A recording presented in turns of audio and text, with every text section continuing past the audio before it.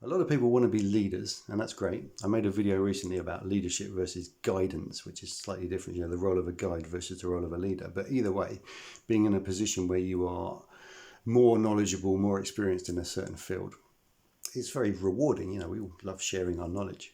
But in order to have much to give, this is quite important, right? In order to actually have much to give, we need some experience, right? First of all, not just like book knowledge, but, you know, actual experience of what we're trying to share with other people. But we also need to have been willing and able to put ourselves in the role of learner, yeah, the one that's receiving knowledge. And I really think the best teachers, you know, they say, you know, we're standing on the shoulders of giants, and it's so true. It's like a really good teacher that's got a huge amount to give. Chances are, some of it may be their own, you know, original creation or their own ideas or what have you, but a lot of it is very likely to be what they have learned from their teachers, going back in time to the teachers' teachers and the whole lineage that they're part of, even if it's not like an explicit lineage. I mean, some lineages are very explicit, like whether it's like a martial arts thing or a meditation tradition.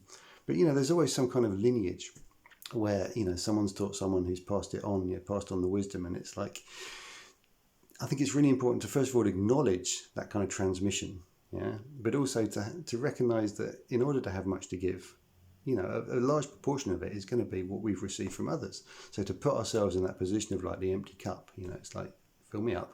You know, I'm going to go to this teacher and I'm going to listen very, very closely, and I'm going to not necessarily take everything they say on, you know, at face value and not apply my kind of, you know, skeptical mind or what have you. But, you know, having the humility to be in the position of learner. If we do that over, you know, many, many years, then chances are we're going to have something very valuable to pass on, because we've had the humility, and what we're passing on isn't just our ego. You know, it's like there's this one thing that I think is so amazing about me, or the thought that I had, and it can be very kind of egocentric unless we have this ability to be humble, to be receptive, and then when we're in creative mode and when we're sharing, we're actually passing on that wisdom rather than just being, like I say, kind of ego focused.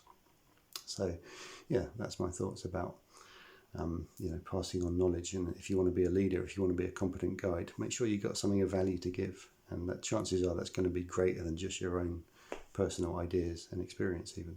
Thanks for watching.